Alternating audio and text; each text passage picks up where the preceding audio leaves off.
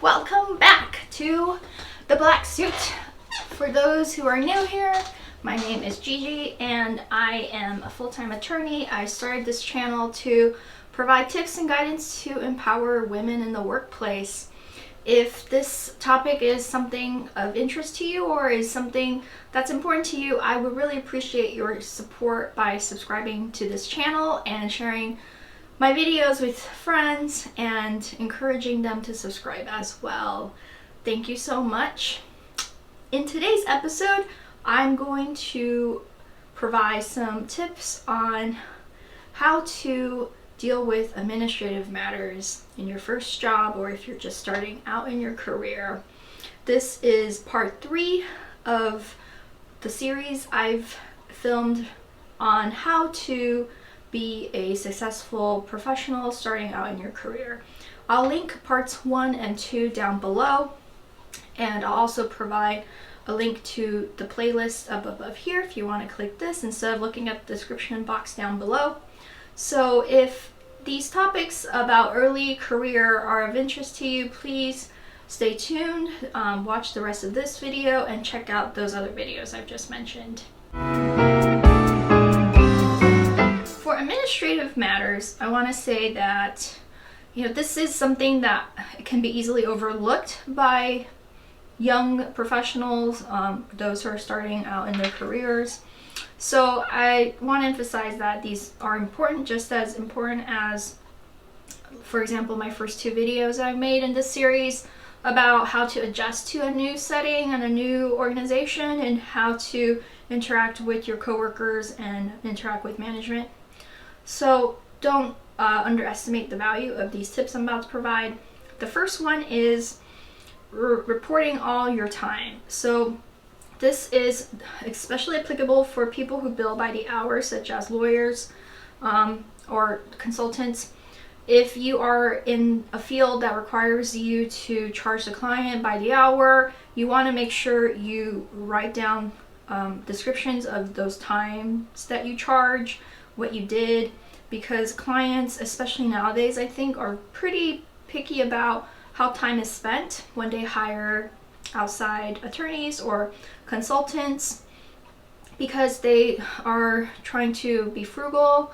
So they want to know that their time and the time that's being spent on their cases or their matters, projects, are time spent effectively and economically. So be sure to write down your time as you go and create good descriptions of your time so that you don't have your time written off or the client won't question that time that you spent and not pay you for that time. The next tip in this these administrative matter tips that I have is utilizing a calendar system. So a lot of folks at work these days use Outlook, which is provided by Microsoft, but some people are turning to Google or G Suite, which I think has its own calendaring system. If you're in Outlook, it's easy to create a to-do list and keep track of your assignments that way. And your calendar in Outlook can also be a good place to help you keep organized and stay up to date on deadlines. I think Google Suite, I'm not super familiar with it, but I believe it has some of the same functions and allows you to keep track of your deadlines and make sure you are making progress on different assignments, all of that. So be sure to use those calendars, those to-do lists, any systems or softwares that your company may adopt for such purposes. Really learn how to use those systems and programs to help you streamline your work and help you stay productive and complete your work in an efficient manner. And definitely use those systems to make sure you're not forgetting deadlines. That's very important. Next tip here is reading time reports. So this is, I think, particularly applicable again to those who are keeping time by the hour, charging clients by the hour. You want to make sure that you're describing your time entries in a effective way that, again, won't get them questioned and written off if they don't look descriptive enough, or if what you're doing looks like you're wasting time or wasting the client's money. For example, don't put in a time entry that says making copies of X documents for Y project. Making copies should be something that your assistant or the other support staff in your company do. Definitely not something a young professional, especially a person with an advanced degree, such as an attorney or somebody who works in consulting with somebody who has a PhD, for example, who's working as a consultant.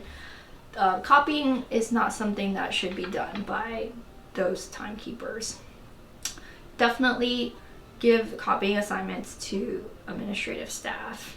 It sounds silly that somebody would put in an entry such as making copies, but I've heard that that has happened. Even with young lawyers, young professionals, they're not quite sure. They don't know. Maybe they were never told that they shouldn't put in entries, time entries like that, because the client will question it and will ask it to be written off, because it's ridiculous to pay somebody like an attorney or a consultant to make copies. That's just really not appropriate. So be sure not to write anything like that in your time entries. Make sure that the description you write in your time entry is appropriate for your level of skills and your title and your expectations at work for somebody with your title. Okay, next tip is organizing case files. Now this is so important too. It just like what I said earlier about making sure you calendar important deadlines, make a to-do list to make sure you're not forgetting deadlines and make sure you're tracking progress. Case files, organizing your files goes hand in hand with that. You want to have a system of keeping track of everything so that you're not missing things. I think in most firms, most companies, there are standards set in place for how case files are kept. For example, there's usually a storage area where files are put into different types of folders, or what lawyers use is something called a Redwell, which is like this kind of big pocket style like sheet holder for holding loose files. So those are good ways to make sure that you're not accidentally dumping documents that are crucial to your project or your case. You want to stay organized so that at any given time when you need something, you'll be able to find it easily. All right, now the next tip is you want to be knowledgeable about your firm's billing and collection practices. You want to familiarize yourself with firm policies on reimbursable costs and all that good stuff. So this is definitely important. You'll probably be taught as a young professional when you enter a new workplace. You'll be onboarded and you'll be told how to get your expenses reimbursed. So I won't worry too much about that, and it's not likely that you'll forget that there are reimbursements available for specific types of expenses. So just keep in mind that it is possible to have some of your costs reimbursed. Never be afraid to ask if some of the costs you've incurred are chargeable to either your company as a professional development expense or like a employee development expense. Don't be afraid to ask, because you never know. They may say, yeah, feel free to charge that book you bought regarding X topic that you're studying to help Y client, because firms want to see that you are developing yourself. So sometimes they'll pay for those expenses. Don't be afraid to ask for reimbursement of that. And now collection practice is pretty important too. Like, you want to know how often clients pay their bills. If there are clients that don't pay their bills on time and frequently don't pay their bills on time, those clients tend to be, I think, problematic. So if you are being judged based on how much money your work has brought into the firm, you'll want to know those collection practices of the firm and of the client, like the client's payment schedule, so that you'll know exactly when, for example, the time you bill last month will actually translate into real money for the firm. Because again, sometimes the clients don't pay. I've known from my experience, like there are clients who will forget to pay several bills, like months of unpaid bills, just like somebody, like a regular person with a credit card bill forgets to pay that credit card bill for several months. Clients sometimes do that, and sometimes I think it's just because bureaucracy makes it difficult for the client to pay bills in a timely fashion, and other times actually it's because they don't want to pay. And if they don't want to pay and you're still working on their cases, that's going to hurt your collections and how much money you bring into the firm. So if you are dealing with a client who's widely known within the firm to not pay their bills on time or be 6 months or a year late in paying their bills, you might want to consider working on other clients' matters so that it doesn't look like you've billed all this time but collected no money for it, because that will reflect poorly on your evaluation at the end of the year when your company's looking at your value add to the firm and how much money you've brought in. So be careful about those clients that don't pay their bills on time. All right, and number 18 is creating a form file. I think this is sort of similar to the earlier tip I had about organizing case files, so I'm not going to go too much into it. Feel free to take this advice and run with it, do whatever you like with it. I think it's not essential, but it's good to know. And now for the last tip I'll share today, it is understanding trust account requirements. Now this is, I think, specific to attorneys. I'm not aware of any other context in which trust accounts are used. Maybe in the world of consulting they are as well. Actually, I would not be surprised if trust accounts were prevalent in other industries. So trust accounts, I believe, are, well, as it says here in this tip, there are accounts that that store clients' money while you're working on that client's matter.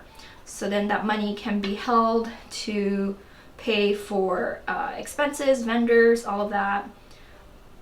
You want to know the requirements for such accounts because state bar rules will regulate how these accounts are used and what you can do with them. It goes to legal ethics and like the duties that a lawyer owes to his or her clients. So it is important, especially if you are thinking one day of starting your own firm. You will want to know what your state requires of you when it comes to creating trust accounts to hold your clients' money. You don't want to run afoul of the trust account requirements because it could lead to discipline by the state bar, which for those who don't know what a state bar is, it's the organization that